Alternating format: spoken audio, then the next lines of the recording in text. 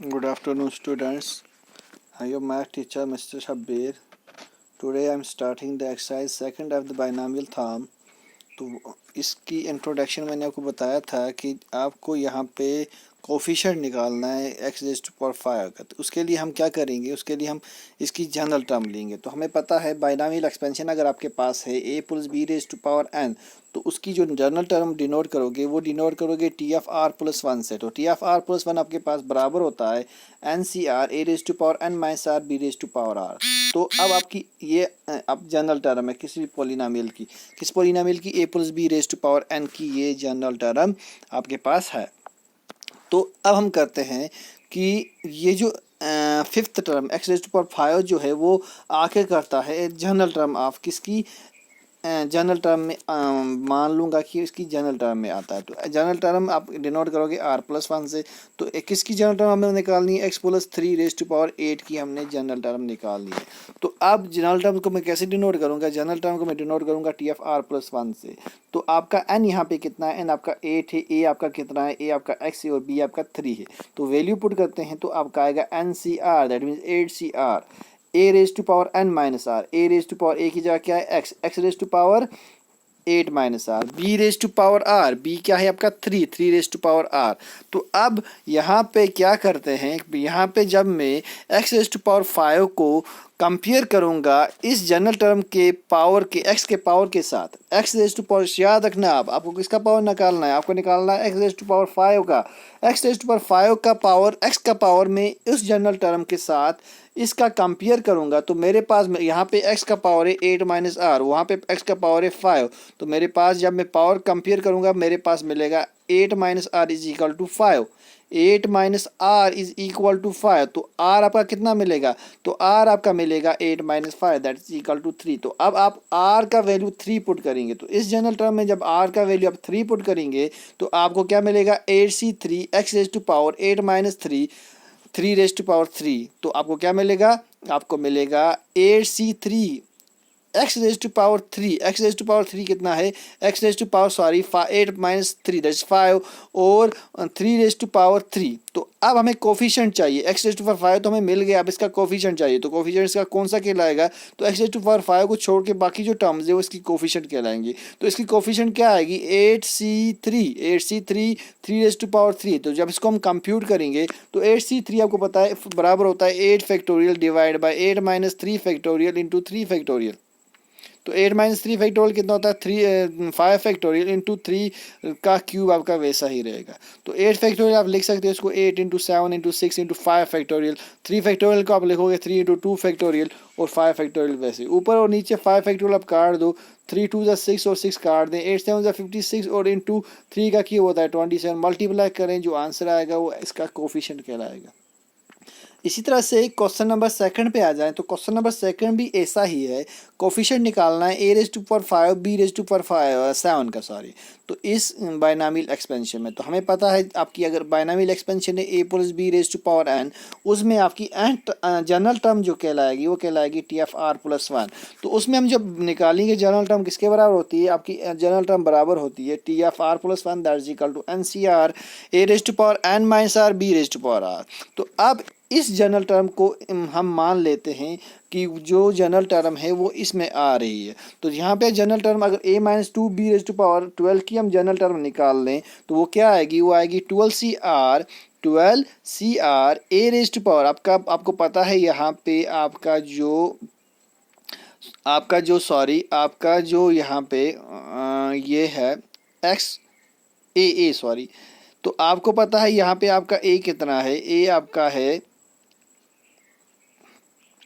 Sorry x आपका कितना, sorry ए आपका ए ही है और बी आपका यहाँ पे -2b है, बी आपका कितना है -2b। तो आप वैल्यू यूज करो n C R A raise to power 12 minus R B raise to power, b कितना है minus b raise to power are.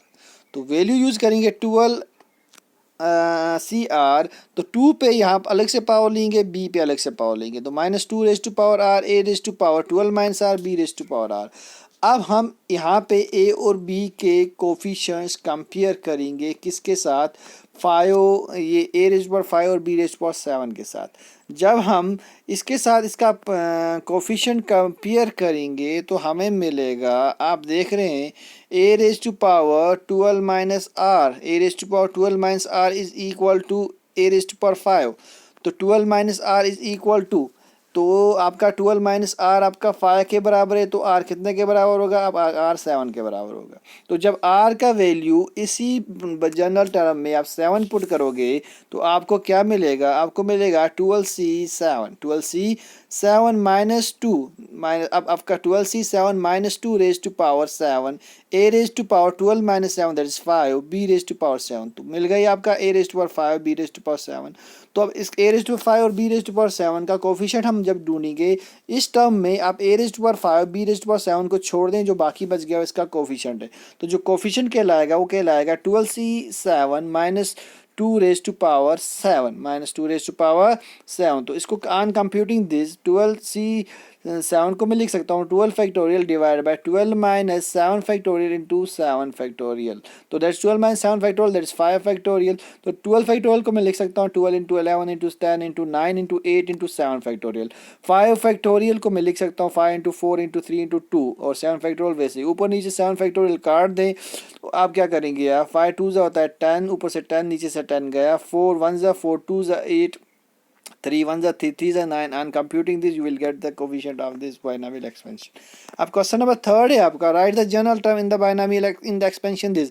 आपने यहाँ पे सिर्फ जनरल टर्म लिखनी है, कोई भी कोफिशिएंट नहीं निकालना है। तो जनरल टर्म आपकी क्या होती है, t F R plus 1 that is equal to what, that is equal to n C R A raise to power N minus R B raise to power r. तो a कितना है आपका x square, B कितना है आपका minus Y, तो N कितना है आपका 6। तो आप वैल्यू पुट करें आपको जनरल टर्म मिलेगी। आपका जो यहाँ पे जनरल टर्म आएगी 6cr एक्स स्क्वायर हो raise to power 6 minus r minus y raise to power r. तो ये आपका जनरल टर्म है। उसके बाद क्या किया है, माइनस वाली टर्म को बाहर लिखा है, तो और कुछ नहीं है। क्वेश्चन नंबर 4 पे आ जाएं, right the general term in the binomial expansion.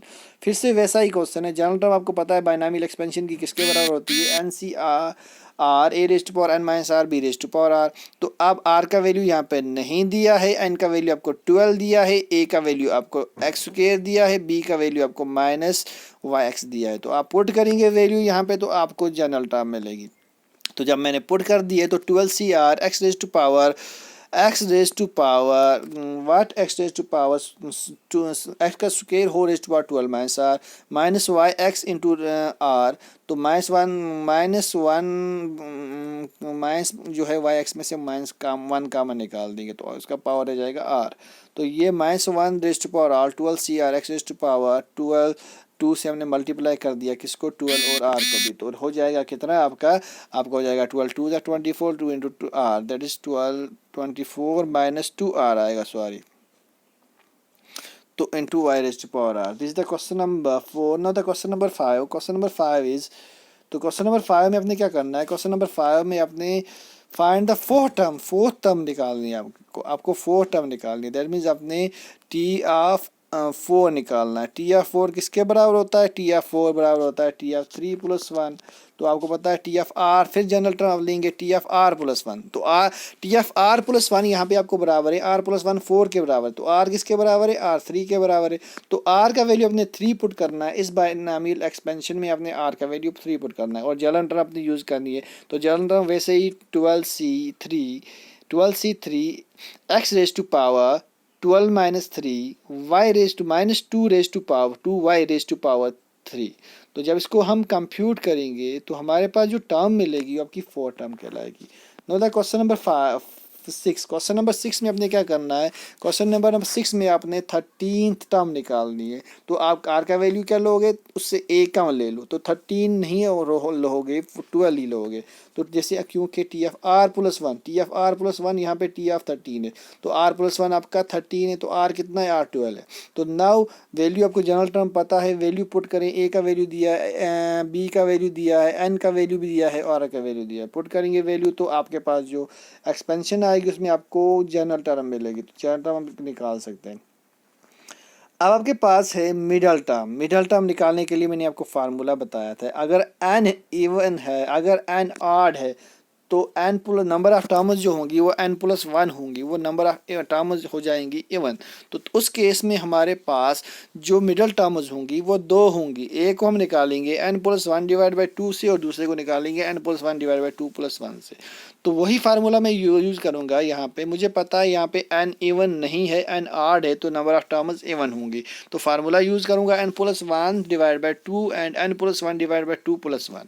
तो देयरफॉर आप मिडल टर्म आपकी क्या आएगी, आपकी मिडल टर्म आएगी n का वैल्यू कितना है, n का वैल्यू है 7, 7 + 1, 7 + 1, 7 + 1/2, that is 8/2, that is 4 term, और 8 + 4 + 1, that is 5th term। that means जब उसमें दूसरे वाले में वैल्यू पुट करोगे n+1/2+1, that means 7 + 1/2, that is 4, 4 + 1, that is 5, 4th term, और आपने 5th term निकालनी है। फिर से आपने यही बाइनॉमियल एक्सपेंशन यूज़ करनी है। बाइनॉमियल एक्सपेंशन में आपने 4th term और 5th term निकालनी है। तो 4th term आपको निकालने का फार्मूला पता है, T(r + 1) that is equal to NCr a⁻r n - r b⁻r। ए और बी का वैल्यू आपको दिया है, ए और बी का वैल्यू यहाँ पे 3 और -x³/6 से n का वैल्यू 7 है, और r का वैल्यू आपको फर्स्ट केस में कितना है 4, आपको T4 निकालना है, दैट मीन्स r का वैल्यू 3, और सेकंड केस में T5 निकालना है, r का वैल्यू 4 है।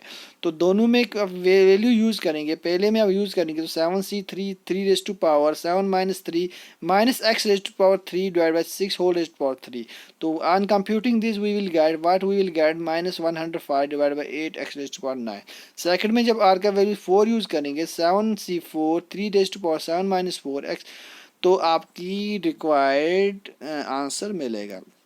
तो उसके बाद जो है आपकी मिडल टर्म तो मिल गई इसमें से। उसके बाद का जो क्वेश्चन है, क्वेश्चन नंबर 8, क्वेश्चन नंबर 8 में आपको क्या करना है, मिडल टर्म निकालनी है। तो यहाँ पे आपका केस क्या है, यहाँ पे आपकी एक ही मिडल टर्म होगी, क्योंकि n इज़ इवन तो नंबर ऑफ टर्म्स ऑड होंगी, तो नंबर ऑफ टर्म्स जब ऑड होंगी तो आप किस फार्मूला से निकालोगे, n/2 + 1 से। तो n कितना है आपका 10/2, 10/2 that is 5 + 1, that is 6 term आपने निकालनी है।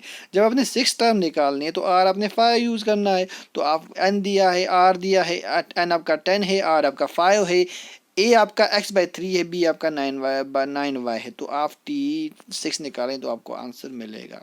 तो अब क्वेश्चन नंबर 9 पे आ जाएं। तो क्वेश्चन नंबर 9 पे आप क्वेश्चन नंबर 9 मुझे लगता है नेक्स्ट वीडियो में हम करेंगे।